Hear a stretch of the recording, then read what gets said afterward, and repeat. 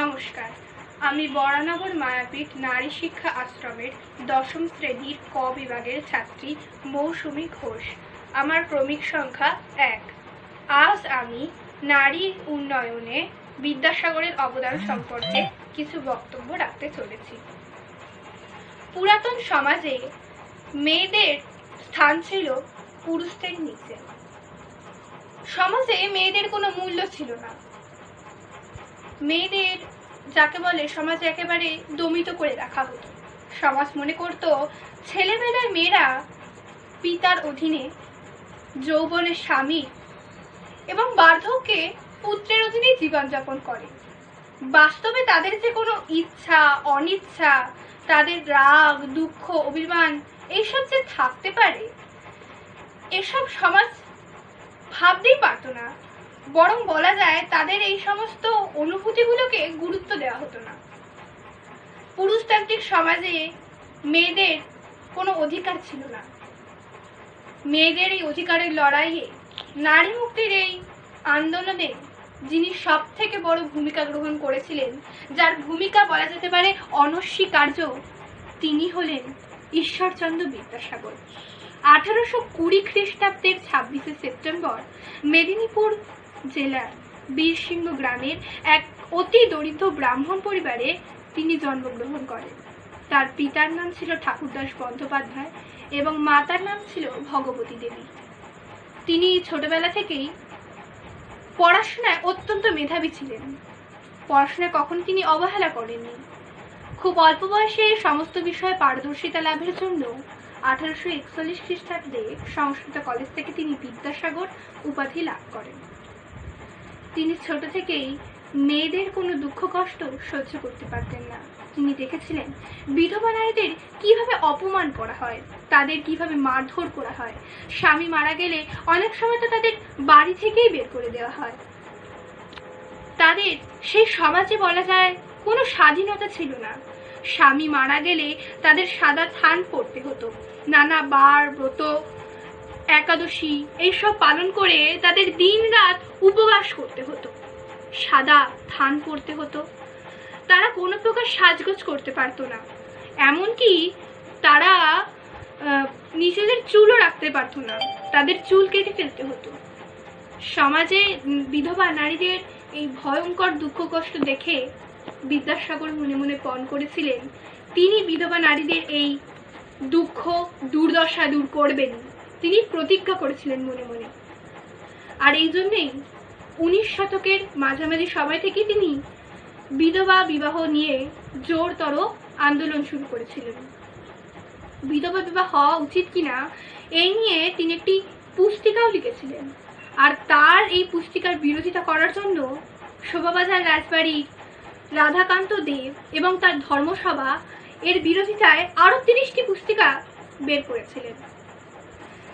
এসবের পরেও 1855 খ্রিস্টাব্দে বিদ্যাসাগর মহাশয় 987 জন বিশিষ্ট ব্যক্তিবর্গ এবং আরো নানা ব্যক্তিদের একটি স্বাক্ষর সম্বলিত আবেদন ভারতীয় আইনসভায় পেশ করেন বিধবা বিবাহ প্রচলনের দাবি জানিয়ে।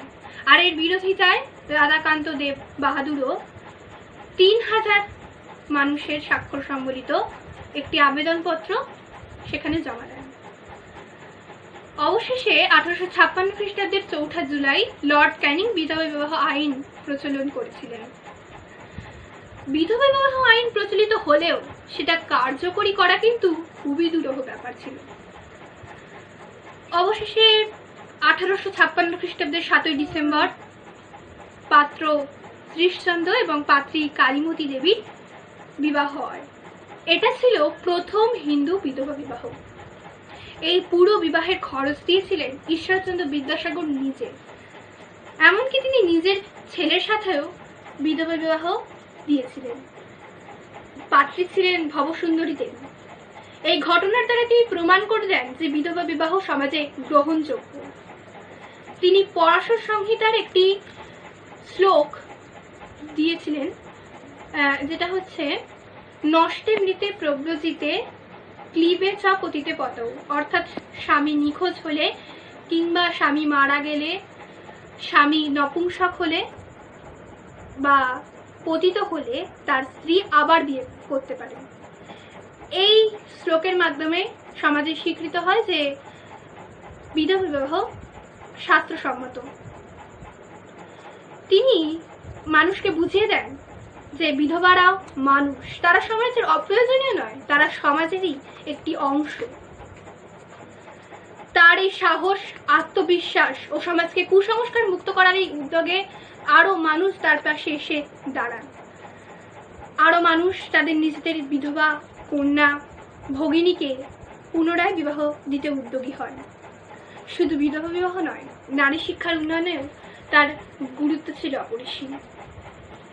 সমাজে একটি কুসংস্কার ছিল যে মেয়েদের যদি শিক্ষা দেওয়া হয়, যদি নারী মন বহির্মুখী হয়, তাহলে সমাজের নাকি অকল্যাণ হবে, সেই মেয়েটি নাকি বিধবা হবে।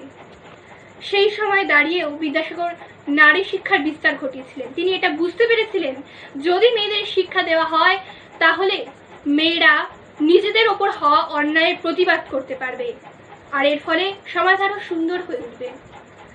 তাই তিনি নারী শিক্ষার বিস্তারে উদ্যোগী হয়ে ওঠেন। তিনি সংস্কৃত কলেজে পড়ানোর সময় কয়েকটি মডেল স্কুল স্থাপিত করেছিলেন।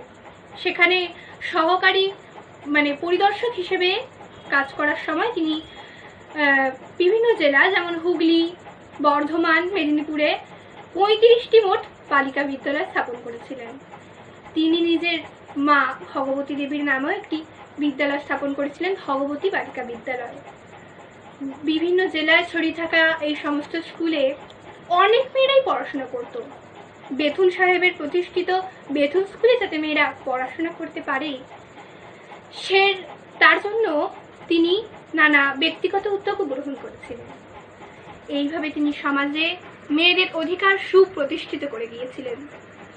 তার এই যে মেয়েদের শিক্ষা দেওয়ার একটা প্রয়াস, সমাজকে কুসংস্কার মুক্ত করার এই যে বিরাট প্রয়াস, এটা কিন্তু অসফল হয়নি। বর্তমানে লক্ষ লক্ষ কোটি কোটি মেয়ে শিক্ষিত হচ্ছে, শিক্ষিত হয়েছে, ভবিষ্যতেও হবে।